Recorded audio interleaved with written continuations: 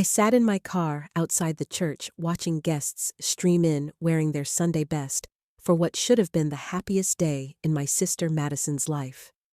The same sister who had banned me from her wedding just 2 weeks ago, claiming her fiancé Nathan had feelings for me. The irony was almost too much to bear as I watched the empty parking spaces that should have been filled with celebration. Little did I know that refusing to let me come would be the biggest mistake Madison ever made. Before I dive into this story, I would love to know where you are watching from. Drop your location in the comments below, and do not forget to hit that like button and subscribe if you want to hear more family drama stories like this one. Have any of you ever been misunderstood by someone you love? Let me know, because this story is about to show you just how far jealousy can destroy even the strongest family bonds. Growing up in Sacramento, California, Madison and I were the picture of sisterly love despite our 2-year age gap. She was 29 now, and I was 27, but people often mistook us for twins with our matching brown hair and green eyes. Our parents divorced when I was 8, and Madison was 10, leaving us to rely on each other through the tough times that followed. Madison had always been what you might call the golden child. She was the one who got straight A's without trying, who made homecoming queen in high school, and who landed her dream job in marketing right after college. I was not jealous, honestly. I had found my own path through photography, and I loved capturing those quiet moments that others might miss. But I would be lying if I said I did not sometimes feel like I was living in her shadow. 2 years ago, Madison met Nathan Burke at her company's annual retreat in Lake Tahoe. Nathan was 31, a software engineer with the most genuine smile I had ever seen, and this way of making everyone around him feel important. Madison could not stop talking about him after their first date. She would call me at all hours, gushing about how different he was from her previous boyfriends. When Madison finally brought Nathan home to meet the family 6 months later, I understood what she meant. Nathan was not trying to impress anyone. He helped Mom with the dishes without being asked. He listened to Dad's old war stories with genuine interest, and he even remembered that I was lactose intolerant when we ordered pizza. Most of Madison's previous boyfriends had treated family gatherings like a chore they had to endure. Nathan became a regular fixture at our family gatherings. He would show up early to help with the barbecue setup, stay late to help clean up, and somehow manage to make everyone feel like he had known us for years. I appreciated having someone around who shared my interests. We both loved hiking. We both had this obsession with indie music that Madison found annoying, and we could talk for hours about photography techniques. Madison used to encourage our conversations back then. She would laugh and say things like, "Finally, someone who gets his nerdy jokes about aperture settings," or, "You two can talk about camera equipment while I go do something actually fun." I thought she was being supportive of the fact that Nathan and I had become friends. The first sign that something was changing came during a family barbecue last spring. Nathan and I were looking at some photos I had taken during a recent hiking trip to Yosemite when Madison walked over with this strange expression on her face. She stood there for a moment watching us laugh over a particularly funny shot of a squirrel stealing someone's sandwich before making this comment that felt like ice water down my spine. "You two sure have a lot to talk about," she said, but her tone was not teasing like usual. There was something sharp underneath it that I had never heard before. Nathan looked up confused by the sudden tension, but Madison had already walked away. I started noticing more comments like that over the following weeks.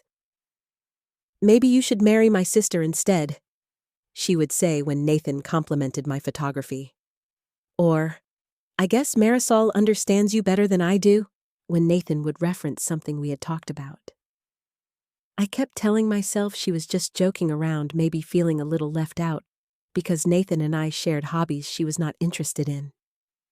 The real trouble started at Madison's 29th birthday party last October. She had rented out this beautiful private dining room at an upscale restaurant downtown, complete with string lights and her favorite peonies everywhere. I had spent weeks working on her gift, a handmade photo album chronicling our childhood memories together. Each page told a story from our first day of school pictures to our high school graduation, complete with handwritten captions and little inside jokes only we would understand. When Madison opened my gift in front of everyone, her eyes filled with tears in the best way. She hugged me so tightly, I thought she might never let go. But then, Nathan leaned over to look at the album and started praising my work to the entire table. "Marisol, this is incredible," he said, turning the pages carefully. "The composition in this shot, the way you captured the light here. You have a real eye for storytelling through photography. This is professional level work."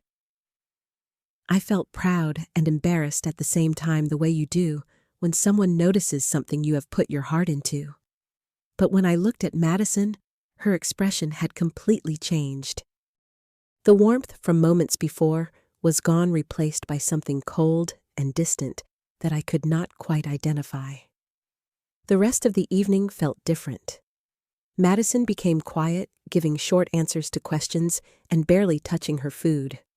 When people tried to look at the photo album again, she quickly put it away, saying she wanted to keep it safe. Nathan kept asking if she was feeling okay, but she just smiled tightly and said she was fine. The call came a week later at 11:30 at night. I was editing photos from a wedding I had shot that weekend when my phone rang with Madison's ringtone. "We need to talk," she said without any greeting. Her voice sounded strange, like she had been crying, or maybe drinking. "Madison. What is wrong? Is everything okay?" "No, everything is not okay, Marisol. I know what you are trying to do." I sat up straighter, confusion washing over me. "What I am trying to do, I do not understand." "Do not play dumb with me." "The way you act around Nathan, the way you try to impress him with your photography, the way you two have all these little inside jokes and conversations. I see what is happening." My stomach dropped. "Madison, I would never. Nathan loves you. We are just friends. We have common interests, but that does not mean—" "I am not stupid, Marisol. I see the way he looks at you when you show him your photos. I see how animated he gets when you two start talking about your hiking trips or whatever. He never gets that excited when he talks to me about my work." "That is not true, Madison. Nathan talks about you all the time. He is so proud of your promotion and the way you handled that difficult client last month." "Just stop," she interrupted. "I am not going to let you ruin this for me, Marisol. Nathan is the best thing that has ever happened to me, and I will not watch you seduce him away." The word seduce hit me like a slap. "Madison, you are my sister. I would never do anything to hurt you. I love you. If you love me, then you will keep your distance from my fiancé. No more photography talks, no more hiking stories, no more cozy little conversations. Can you do that for me?" I wanted to argue to make her understand how wrong she was, but she sounded so desperate, so convinced of something that existed only in her imagination. "Of course," I said quietly. "If that is what you need." 2 months later, Nathan proposed to Madison during a weekend getaway to Napa Valley. The photos she posted on social media showed them both glowing with happiness, and I felt genuinely thrilled for them, despite the weirdness that had grown between Madison and me. When Madison called to tell me the news officially, she sounded more like her old self. She was bubbling with excitement about the ring, the proposal story, and all the wedding planning that lay ahead. Most importantly, she asked me to be her maid of honor, just like we had planned since we were little girls. "I know things have been weird between us," she said, "and I am sorry about that night I called you. Wedding planning stress, you know. But I want you standing beside me on the most important day of my life." I felt relief flood through me. Maybe we could get past whatever strange jealousy had possessed her. Maybe things could go back to normal. But normal was not what Madison had in mind.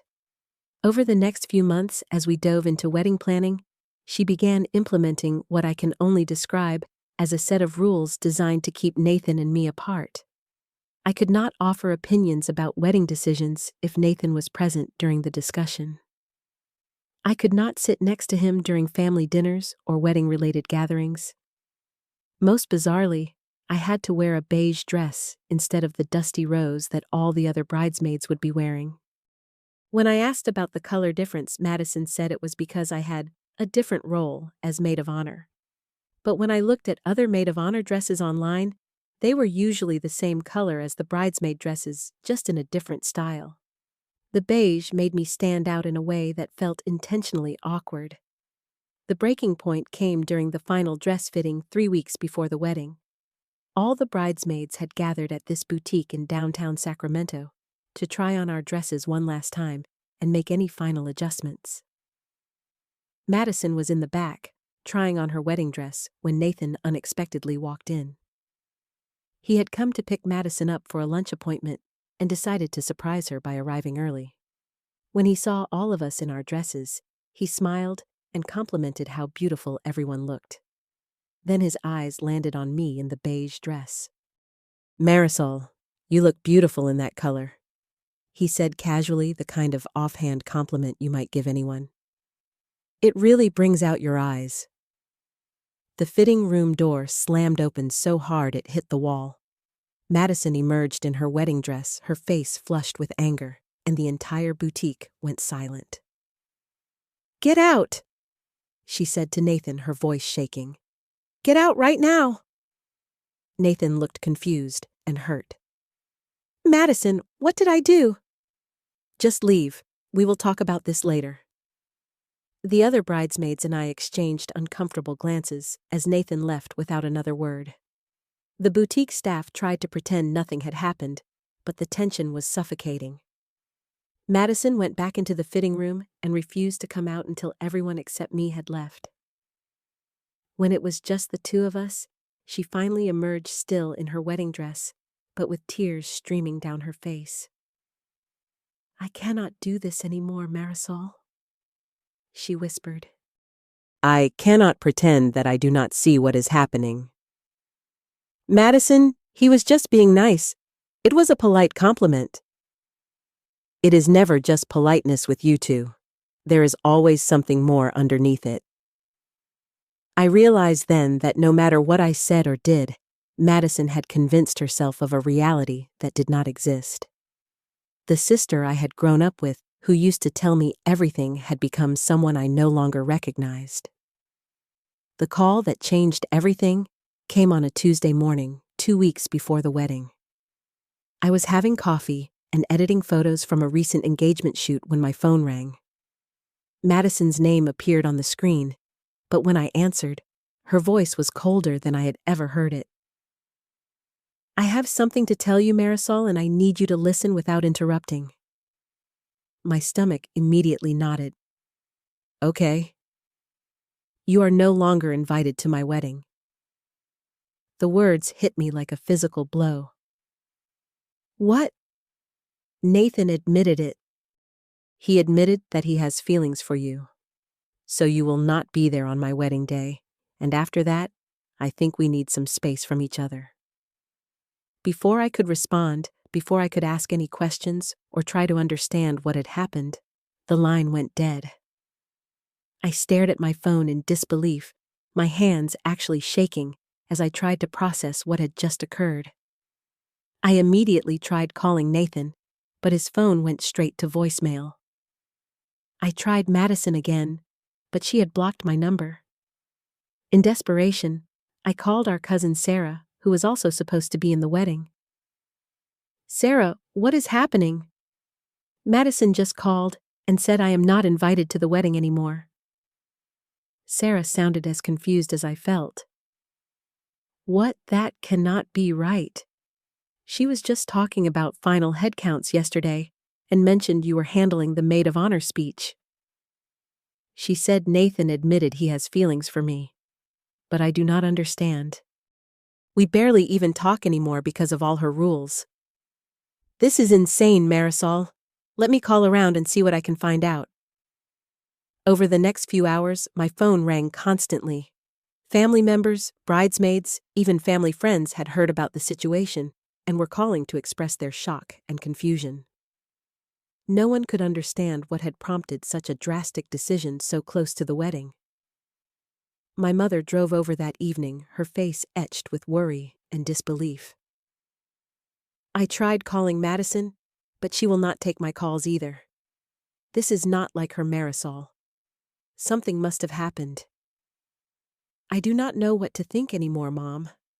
Maybe she is right. Maybe I did something wrong without realizing it. Do not you dare blame yourself for this, Mom said firmly. Madison is acting irrationally, and whatever is driving this behavior, it is not your fault. 3 days passed without any word from Madison or Nathan. The wedding was now less than 2 weeks away, and according to our cousin Sarah, the preparations were continuing as planned, despite the family drama. I spent those days in a fog of hurt and confusion, replaying every interaction with Nathan, trying to figure out what I could have done differently. Then on Friday evening, there was a knock at my apartment door.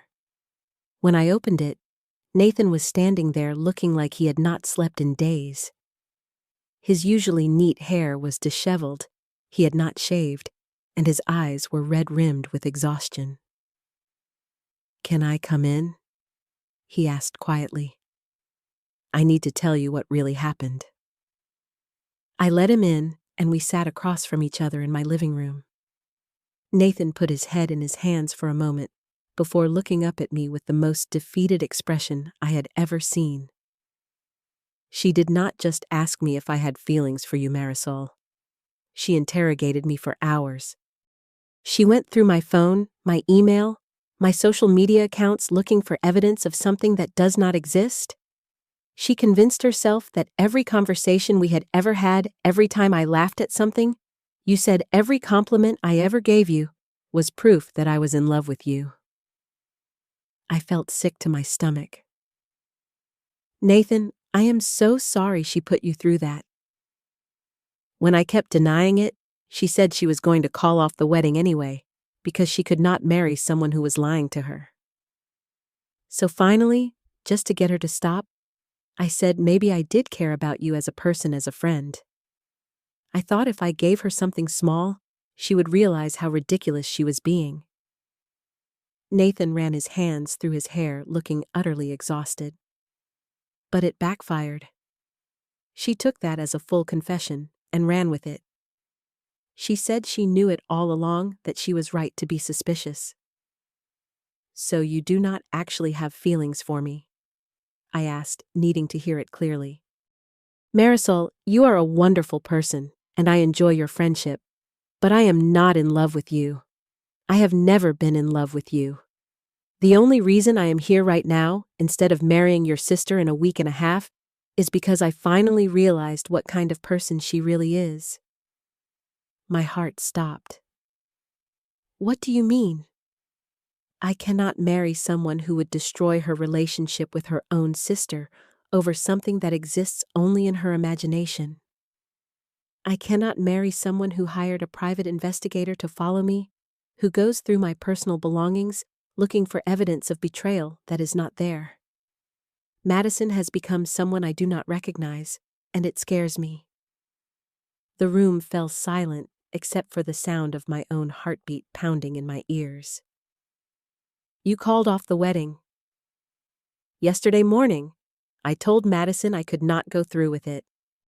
Not because I have feelings for you, but because I realized that the woman I fell in love with 2 years ago has become someone consumed by jealousy and paranoia. That is not a foundation for a marriage." Nathan stood up, looking older than his 31 years. "I wanted you to know the truth before you heard it from someone else. And Marisol, thank you." "For what?" "For helping me see who Madison really is before I made the biggest mistake of my life." The aftermath of Nathan calling off the wedding was like watching a tornado tear through our family. Madison was devastated, but instead of recognizing her own role in what had happened, she placed all the blame squarely on my shoulders. According to family members who still had contact with her, I had seduced Nathan away from her. I had manipulated the situation from the beginning, and I had destroyed her happiness out of jealousy. The extended family was divided. Some people believed Madison's version of events, convinced that there had to be some truth to her accusations for Nathan to call off the wedding so close to the date. Others could see through the inconsistencies in her story and rallied around me, but their support came with its own burden of guilt. I felt responsible for the destruction of what should have been the happiest time in Madison's life, even though logically, I knew I had done nothing wrong. The weight of that guilt was suffocating. I withdrew from my social circles, stopped taking photography jobs, and spent most days in my apartment replaying every moment of the past year, wondering if there was something I could have done differently. My mother suggested I start seeing a therapist, and Dr. Patricia Hernandez became my lifeline during those dark months. Through our sessions, I began to understand the complex dynamics that had been at play in my family for years. Madison had always struggled with feeling secure in her relationships, and my presence in her life had apparently triggered deep-seated fears of abandonment and inadequacy. Sibling rivalry often stems from a scarcity mindset, Dr. Hernandez explained during one of our sessions. Madison may have unconsciously believed that there was only so much love and attention to go around, and that any positive attention you received somehow diminished what was available to her. It was a revelation that helped me understand Madison's behavior, but it did not excuse the pain she had caused or the relationship she had destroyed. Nathan sent me a letter about a month after the canceled wedding. He had moved to Portland to start fresh, taking a job with a tech startup, and was slowly rebuilding his life. In the letter, he thanked me again for what he called helping me dodge a bullet. He explained that he bore no romantic feelings for me, but would always be grateful that our friendship had revealed Madison's true character before he had legally bound himself to her. I realize now that Madison's jealousy was not really about you, he wrote. It was about her own insecurities and her need to control everything and everyone around her. That is not love, it is possession, and I am grateful to be free of it. Madison struggled in the months following the canceled wedding. According to our mother, she had taken extended time off from work and was seeing a therapist of her own. Friends who had been supportive immediately after the wedding was called off gradually began to distance themselves as the full story came to light. The social embarrassment of calling off a wedding so close to the date, combined with the loss of Nathan and the rift in our family, left Madison isolated in a way she had never experienced before. I felt sympathy for her pain, but I also felt something I had never felt before in relation to my sister Freedom. For the first time in my life, I was not living in Madison's shadow or measuring my worth against her achievements. I was forced to stand on my own, and slowly I discovered that I was stronger than I had ever imagined. 6 months after the canceled wedding, I received an unexpected phone call from a gallery owner in San Francisco who had seen some of my work through a mutual friend. She wanted to feature my photography in a group show focusing on emerging artists. It was the break I had been hoping for my entire career, and it came at a time when I finally felt ready to embrace it. The opening night of the gallery show was one of the proudest moments of my life.